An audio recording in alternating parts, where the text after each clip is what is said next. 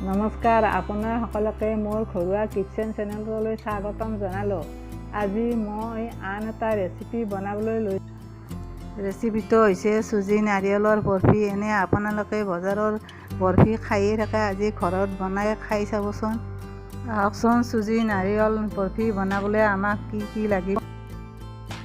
1 cup চুজি লাগিব, ঘি বটল লাগিব,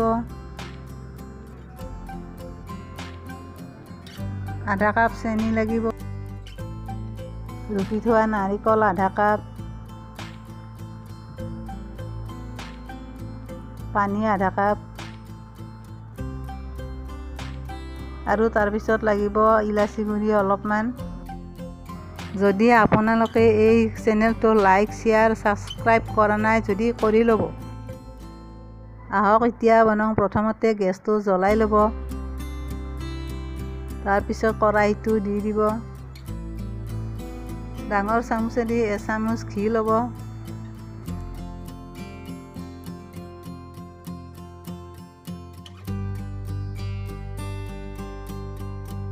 দি গৰম হ'লে কড়াহীটো চাৰিওফালে লগাই ল'ব।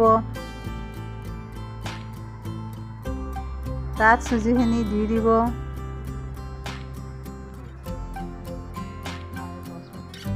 আৰু 10 মিনিটমান লৰাই থাকিব।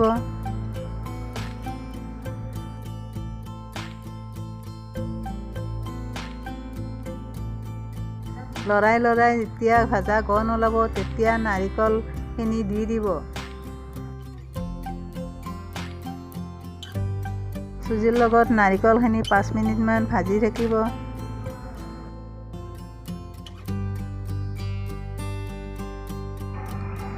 লৰাই চুজিখিনি ভাজা হৈছে। এতিয়া এখন প্লেটত চুজিখিনি নমাই থ'ব।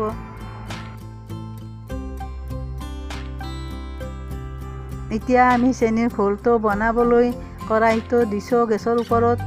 চেনি আধা কাপ,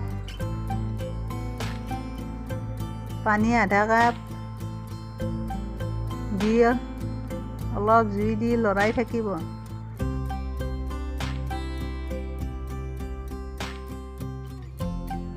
এতিয়া আমি দিছোঁ সৰু চামুচেৰে 2 চামুচ ইলাচিৰ গুড়ি।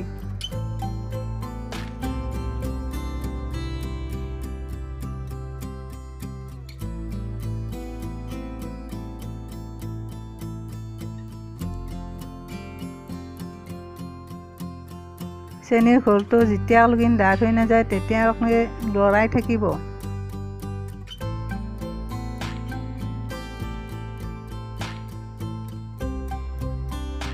এতিয়া চেনিৰ ঘোলটো ডাঠ হৈ আহিবলৈ ধৰিছে। চেনিখিনি ডাঠ হ'বলৈ ধৰিছে। এতিয়া ভাজি থোৱা চুজি আৰু নাৰিকল গুড়িখিনি দি দিলোঁ। এইখিনি আপুনি 5 মিনিটমান লৰাই থাকিব। এতিয়া আমাৰ 5 মিনিট ভজা হৈ গৈছে। এখন প্লেটত নমাই ল'ব। মই প্লেটখনত অলপ ঘি দি মুচি লৈছোঁ। আপোনালোকেও এনেদৰে মুচি ল'ব, যাতে চুজি নাৰিকলখিনি লাগি নধৰে। চুজি নাৰিকলখিনি হেঁচি দিব আৰু বৰফি আকাৰত কাটি ল'ব।